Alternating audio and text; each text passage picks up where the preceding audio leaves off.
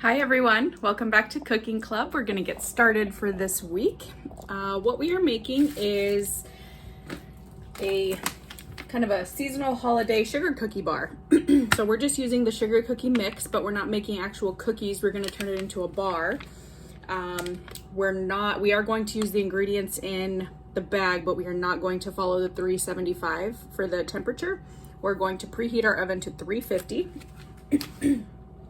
And then you will need softened butter, excuse me, 1 egg, half a cup of whatever M&Ms you'd like. You can make these for any season really, so there's all sorts of fun colors that come out. And then 1 full cup of white chocolate chips. So my butter is softened, it's not melted, so that's perfect. What I'm gonna do then is take my egg, crack that into the butter. And then my next step is to open the sugar cookie package, and we're just gonna pour this whole thing in there. And remember that it is cookie dough, so it's going to be a really firm mix once we get everything combined. You're going to want to use a really firm spoon. I'm using a wooden spoon for this, but just anything you have that is going to be able to not bend when you're trying to mix up your cookie dough mix. So you'll want to really make sure, see how my butter is kind of getting a little streaky in there? That's what we want to see. So that we can make sure it gets combined with all the powder. We don't want any of the cookie powder left. We want it to all be a dough. I chose to add the egg in at the bottom with the butter because that's just more moisture that it has, so we can move the mixture around. If you are someone who has a mixer in your house, you could toss this in your mixer, but it's definitely not necessary.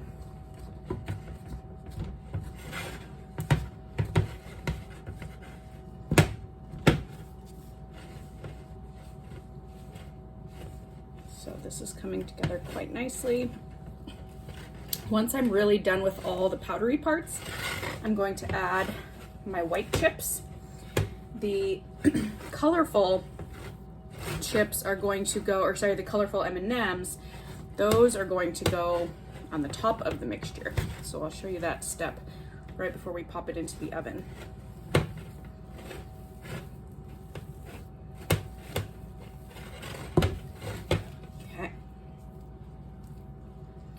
So here we want to just make sure that as much of this is down into the mixture as possible. So that looks good for me. I'm going to wash my hands really quick so I can grab the bowl.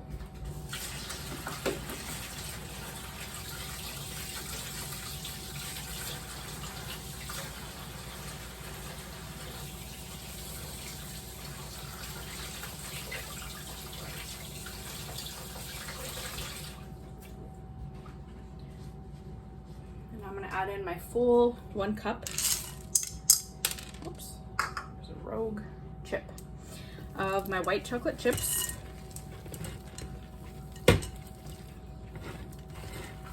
And we don't need to stir it around too much, just enough to make sure they're all kind of mixed in with the dough and not so much floating around loosely in the bowl. There will be a few at the end, but so everything is very mixed. I have my prepared 9x13 dish. I sprayed it with a nonstick spray.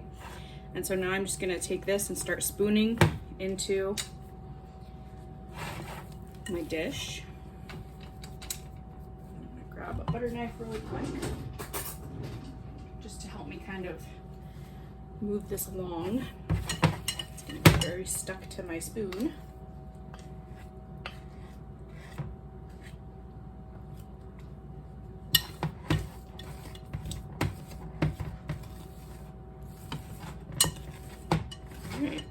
Got just about everything out of there.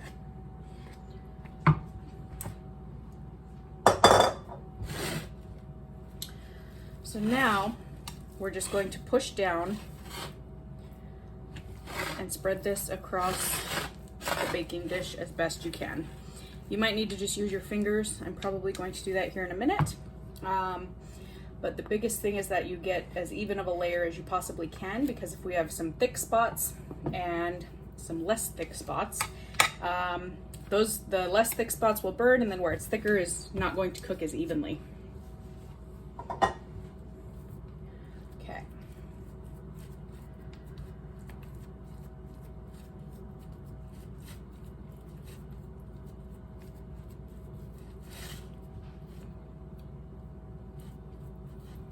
So if you have any holes in the middle of the dough, you'll want to spread those out.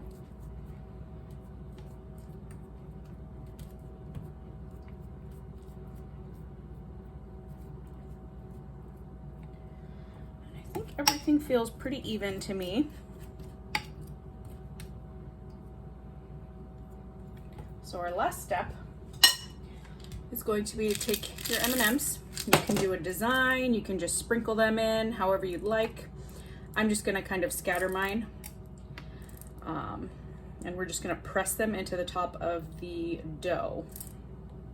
And again, this is a really easy recipe that you can do for any kind of seasonal thing you're going for, because there's always the seasonal M&M colors that come out.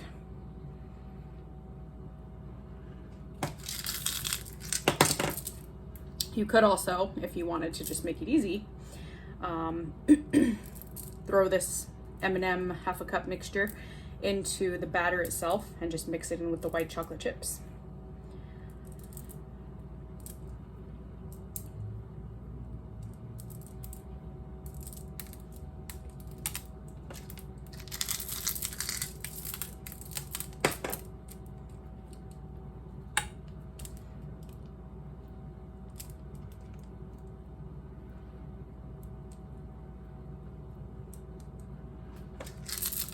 If you have any kind of gaps where there aren't any M&Ms, then go ahead and fill those in.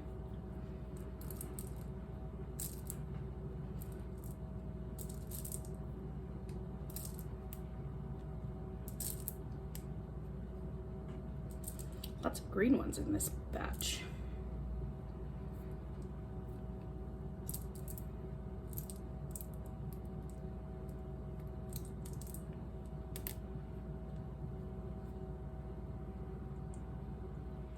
Okay, so as long as everything is pushed down into the top and you feel like your batter is evenly spread out, our next step is to bake. And that is going to be for roughly 22 to 24 minutes.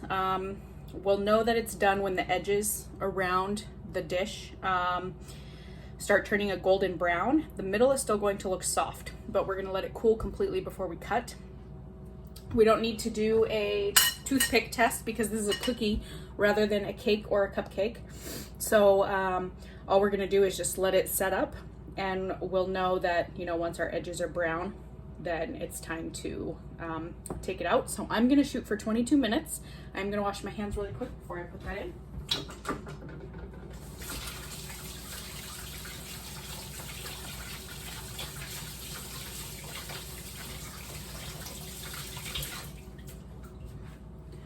All right, so I'll get up a little bit closer to show you. This is what it's gonna look like before we start baking, and then we'll go for 24 minutes, and I will see you back here then, and we will take a look and see what our edges are looking like. All right, so this is after my 22 minutes. I didn't need to go to 24. How you can tell is you wanna take a butter knife and you can kind of peel away from the edges, and it's got that light golden color, whereas in the middle you can see it's still kind of that doughy color that it was when we put it in. My edges are peeling away nicely. And so what I'll do now is we want to let this cool completely, which I know it's hard to wait, but that's going to help with cutting and not having it fall apart. But you can see as I get farther away, see how golden those edges are compared to the very middle. So that's what we really want to see. Other than that, 22 minutes seem to work really well for me. And remember, you can do other mix-ins as well. You can do chocolate chips, you can do toffee bits. There's all sorts of stuff that you can do with these bagged sugar cookies. So Please let me know how yours came out, and then we might do another iteration of this as we start to get into December, just because there's so many options. So I hope you enjoy, and I will see everyone next week. Bye.